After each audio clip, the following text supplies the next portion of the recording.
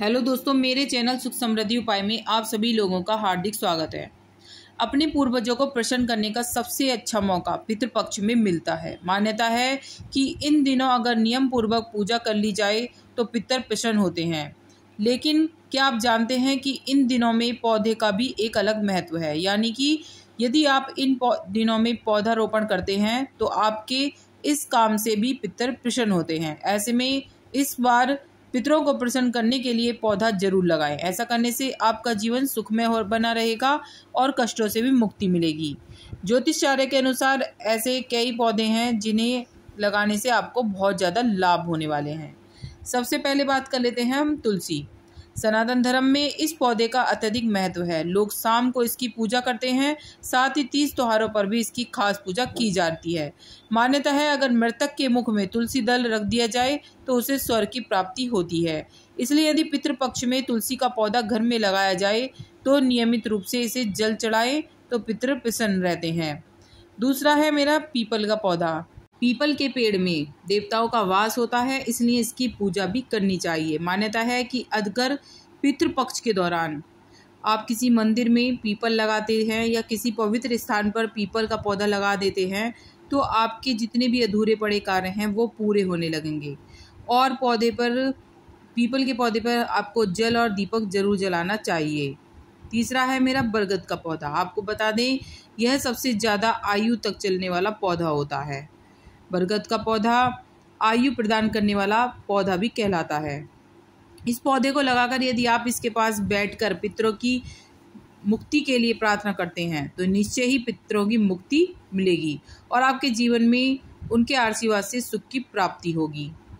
चौथा है बेलपत्र का पौधा। बेल के बारे में लगभग सभी को पता होगा कि यह भगवान शिव का प्रिय माना जाता है। पूजा में इसका विशेष स्थान है।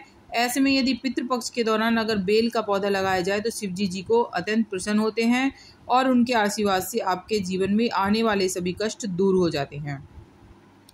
और फिर है समी का पौधा। समी के पौधे को शनि देव का पौधा माना जाता है। ऐसी मान्यता है कि जिस घर में शनि का पौधा होता है वहाँ पर कभी भी शनि की दृष्टि नहीं पड़ती है। वहाँ पर हमेशा उनकी कृपा दृष्टि रहती है और नकारात्मकता ऊर्जा खत्म होती रहती है।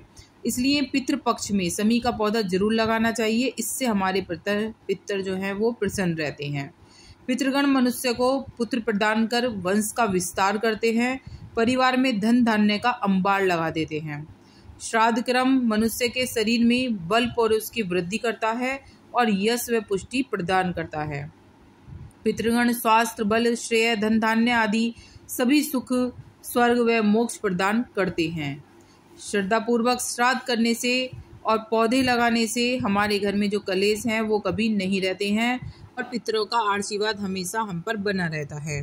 तो ये पौधे आपको जरूर लगाने चाहिए जिससे पितरों की कृपा दृष्टि हमें मिलती रहे और जो हमारे घर में नकारात्मकता है वो सारी खत्म हो जाए। बरगद का पौधा और ख़ास तौर से पीपल का पौधा ये घर में नहीं लगाने हैं आपको। ये आपको सिर्फ मंदिर में या फिर किसी स्वच्छ जगह पर ही लगाने हैं और बाकी पौधे आप अपने घर में लगा सकते हैं। श्राद्ध पक्ष में पितरों के तर्पण के लिए लोग कई कार्य करते हैं। इस दौरान अपने पितरों को प्रसन्न करने के लिए उनके द्वारा अनेक उपाय किए जाते हैं, लेकिन हम आपको बताते हैं कि यदि आप अपने पितरों को जल्दी प्रसन्न करना चाहते हैं तो तुलसी पत्र का अवश्य प्रयोग करें। श्राद्ध में गंगा जल, दूध, शहद, दोहित्र, कुश और तिल का होना महत्वपूर्ण है। केले के पत्ते पर श्राद्ध भोजन निषेध है। सोने, चांदी, कांसे, तांबे के पात्र उत्तम है। उसके अलावा पत्तल उपयोग में लाया जा सकता है। तो क्या होता है, जैसे हमारे पूर्वज होते हैं तो उनका जो मुख होता है वो बहुत ही छोटा होता है। वो बिल्कुल ऐसा होता है जैसे कि सुई की नोक। तो उनका जो होता है सुई की नोक के बराबर होता है। इसी कारण वह अधिकांश भूखे प्यासे ही रहते हैं। श्राद्ध पक्ष के दौरान एवं नांदी श्राद्ध के समय पितृगणों का मुख उखल के समान हो जाता है बड़ा। ऐसा समय में उनके दिन में जो भी भोज्य सामग्री प्रदान की जाती है वो पूर्ण रूपेण उन्हें प्राप्त होती है। तुलसी के पत्रों की बहुत महिमा है पितृगण के लिए। इन्हें जो पत्ते होते हैं, इनकी खुशबू जो है उन्हें पितृगणों को हमारे आकर्षित करती है। जैसा कि मैंने पहले भी कहा है, जब इंसान मरता है तो उसके मुख में तुलसी दल डाला जाता है। ऐसे ही पितरों को तृप्त करने के लिए तुलसी जरूर प्रयोग की जाती है। लेकिन एक बात और कि तुलसी को आप भोजन में ना रखें, क्योंकि माना जाता है कि अगर आप भोजन में रख देंगे तो पितर हमारे उस भोजन को ग्रहण नहीं करेंगे, क्योंकि वो भगवान का भोजन हो जाता है। भगवान के पूजा में ही, भगवान के भोग में ही तुलसी दल रखा जाता है। तो भगवान की पूजा में तो रखा जाता है, लेकिन आप पितृगणों की थाली में ना रखें। तुलसी दल से बहुत ज़्यादा तृप्त होते हैं हमारे पितर। तुलसी से पितृगण बहुत ज़्यादा प्रसन्न होते हैं। ऐसी धार्मिक मान्यता है कि पितृगण गरुड़ पर सवार होकर विष्णु लोक को चले जाते हैं। लेकिन तुलसी से पिंड की पूजा करने से पितर लोग प्रलयकाल में संतुष्ट होते हैं।